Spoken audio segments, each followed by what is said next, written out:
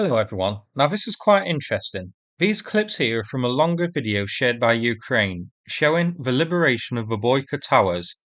The Boika Towers are oil and gas drilling platforms a little under halfway between Snake Island and Crimea in the Black Sea.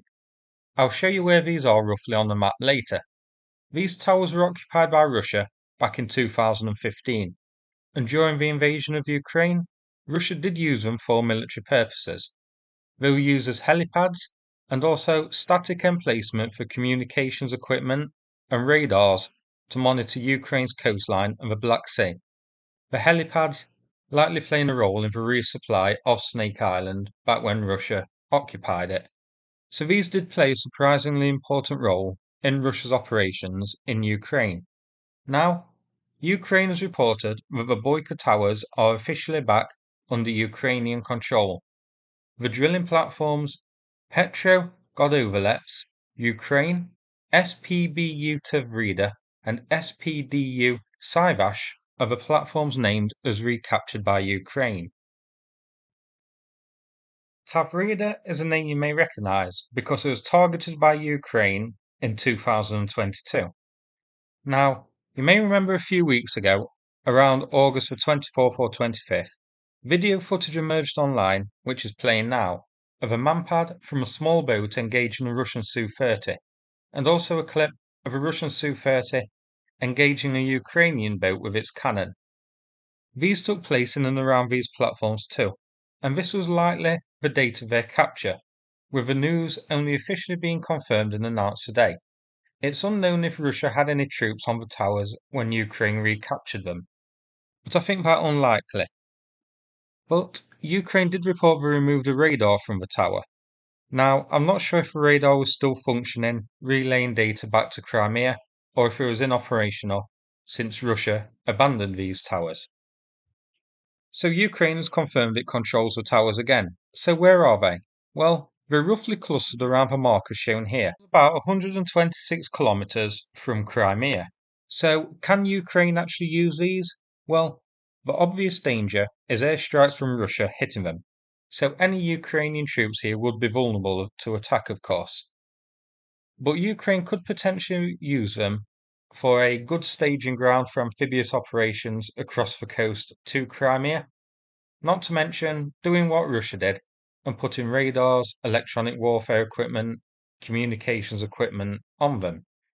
They could even potentially put equipment here to help carry out marine drone operations, signal repeaters to boost the range of that sort of thing. So controlling these again does open up some possibilities, and this may be quite interesting. These towers are roughly about 200 kilometers to the coast off Sevastopol.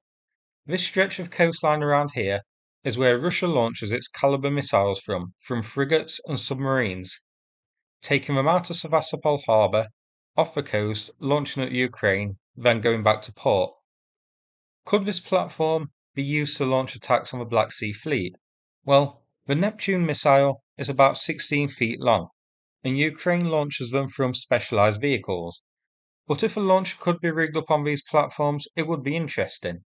Back in the Falklands War, Argentina did rig up makeshift launching platforms for the Exocet missile. So technically, it would be possible. But here, I think it would be unlikely. It would be very difficult to get a Neptune and its launcher to these platforms and set it up without Russia spotting it and targeting it with bombers. But it is definitely worth mentioning. Generally, though, Ukraine will likely use these as static platforms for jammers, radars, surveillance devices, and the like. So, that's it for this video. Now, before we finish, a message here from Saneth about a recent fundraiser we did and the equipment that's been handed over. Thanks very much, and take care, everybody.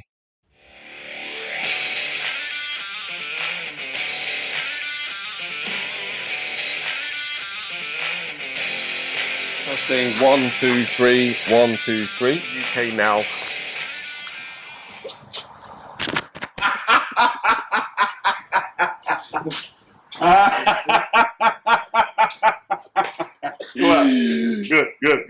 Good. So as a fundraiser drew to a close and I could see that we were going to be successful, I made my way back to UK to purchase the Mavic drone and the binoculars, which were the core of our fundraiser, and purchase the Mitsubishi Pajero. However, I was able to negotiate, beg, borrow and steal, and had tremendous support from the companies in the UK and globally. We saved a lot in budget to purchase an AI camera for the battalion, an EcoFlow battery pack, and a generator.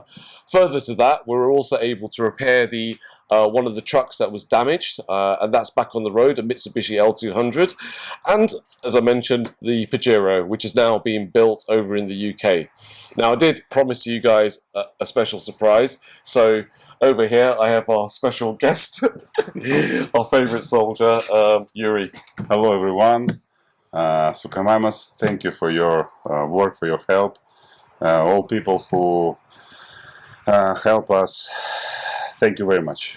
With your support, we will be a heart for us. So I have read the comments from all of you guys that have, guys and girls that have donated globally.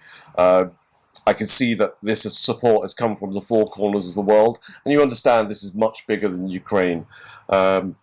Everyone was expressing their gratitude for your sacrifice and your work, and what Ukraine is doing for our world, our freedom.